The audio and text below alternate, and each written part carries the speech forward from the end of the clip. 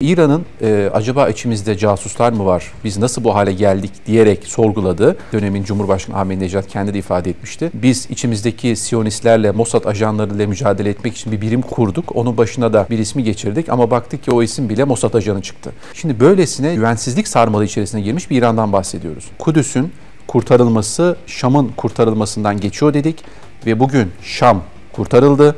Tabii inşallah önümüzdeki süreçlerle beraber Şam'ın daha da güçlü göreceğiz. Ve Kudüs'ün de zincirlerinden kurtulması için önümüzde büyük bir şans var. İran bundan sonra Suriye'de ne yapacak? Sanki biraz ateşle oynuyor gibi. Bundan sonraki hamleleri nasıl olacak?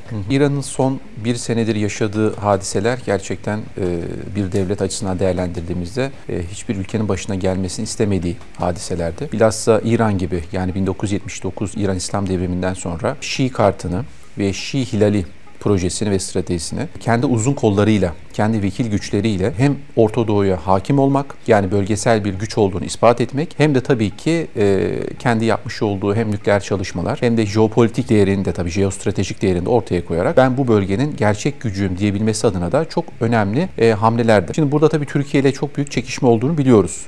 İran'la Türkiye arasındaki sınırların 1639'dan beri değişmediğini ama dönemsel olarak çok büyük çatışmalar, anlaşmazlıklar, ama son dönemde baktığımızda hiçbir şekilde sıcak çatışmaya girmediğimiz ama her hadisede de karşı karşıya geldiğimiz bir İran vardı karşımızda. Şimdi 1979 İran İslam Devrimi'nden sonra bu daha da hissedilmeye başlandı ve bilhassa Türkiye'nin bölgesel bir güç olmaması ve Türkiye'yi Sünni bir devlet olarak değerlendirmesi, Anadolu İslam'ın da gerçek İslam olarak çok da görmemeleri sebebiyle bunu siyasi rekabette bir koz olarak kullandılar. Şimdi son Suriye'de yaşanılan hadiseler, Esed rejiminin çökmesi, Hizbullah liderinin Nasrallah'ın öldürülmesi ve tabii ki yaşadığı İbrahim Reis'in helikopterinin düşmesi veya düşürülmesi, Fahrizade suikasti, Kasım Süleymani suikasti, bunlar gerçekten İran'ı oldukça derinden etkileyen ve İran'ın iç güvenlik meselesini ön plana çıkaran ve İran'ın acaba içimizde casuslar mı var, biz nasıl bu hale geldik diyerek sorguladığı, halbuki bunu Ahmadinejad dönemin Cumhurbaşkanı Ahmadinejad kendi de ifade etmişti. Biz içimizdeki Siyonistlerle, Mossad ajanlarıyla mücadele etmek için bir birim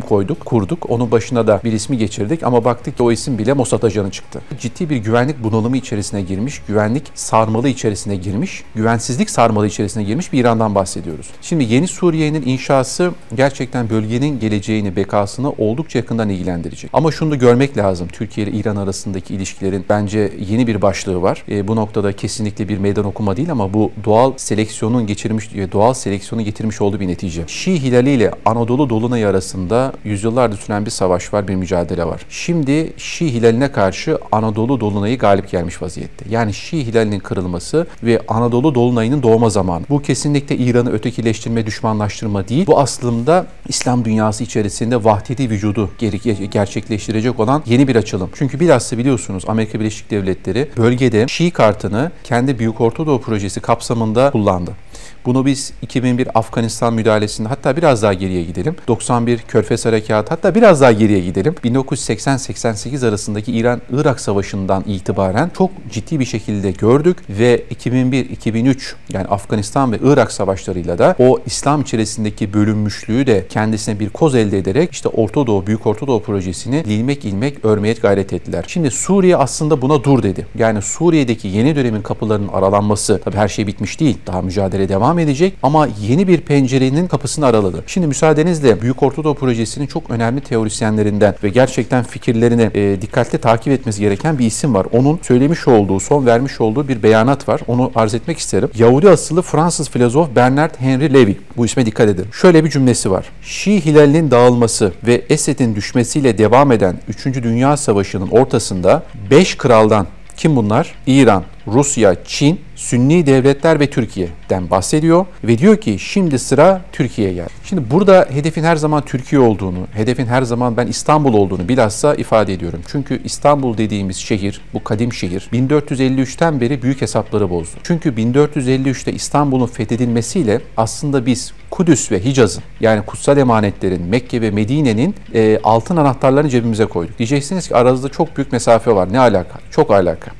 Çünkü yine hep arz ediyorum, İstanbul peygamberimizin müjdelediği bir şehir ve onun kumandanını ne büyük kumandan olarak şereflendirdiği bir şehir. Şimdi böylesine müjdelenen bir şehrin İslam aleminin elinde olması, Türklerin elinde olması büyük bir sıkıntı yaratıyor. Bu 1453'ten bugüne kadar hiçbir zaman değişmeyen bir amaç. Özellikle misyonerlik faaliyetlerinin Osmanlı Devleti'nde 19. yüzyıla başlamasıyla beraber Anadolu'ya bir isim takıyorlar Gülsüm Hanım. Ne diyorlar biliyor musunuz?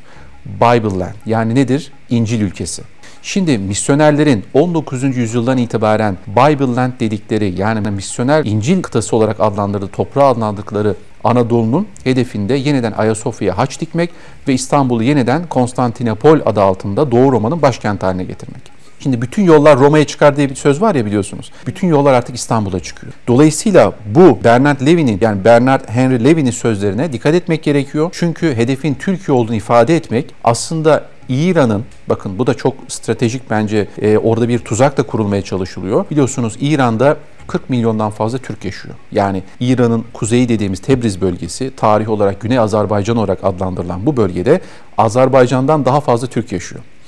Bellüciler güneyde, Kürtler biraz daha batıda, işte biraz daha doğuda Persler ve diğer işte irili ufaklı etnik unsurlar var. Şimdi şöyle bir geriye dönelim. Netanyahu ne demişti? İsrail Başbakanı, buradan Pers halkına sesleniyorum, sizi de özgürleştireceğiz. Şimdi burada Persleri çok sevdiğinden bahsetmedi. İşte tarihi olarak örnekler verdi. Arkasından geçen senenin Nisan ayında, yanlış hatırlamıyorsam, biliyorsunuz devrik lider Şah'ın oğlu Amerika Birleşik Devletleri'nden Kudüs'e getirildi. Ağlama duvarında resim verdirildi ve orada sonra bir tweet attı. Dedi ki Perslerle Yahudiler arasındaki dostluk yüzyıllara dayanır, yeniden barışacağız dedi. Şimdi burada büyük bir tuzak var. Çünkü özellikle İran üzerinden, İran'ın bölünmesi, büyük Türk dünyası kurulacak, büyük tırnak içerisinde söylüyorum.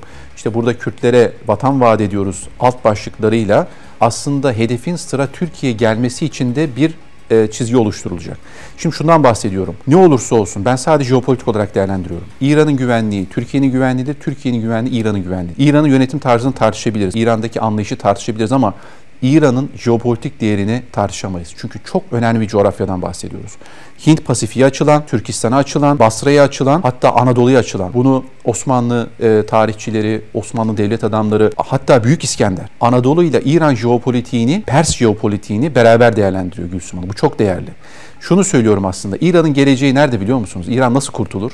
İran'da öncelikle Türkçe dili üzerindeki baskının kurtulmasıyla. Yani Türk dili eğer serbestçe konuşulursa İran'ın toprak bütünlüğü sağlanır. Ve İran'da o zaman gerçek İran'ın ne olduğu ortaya çıkar.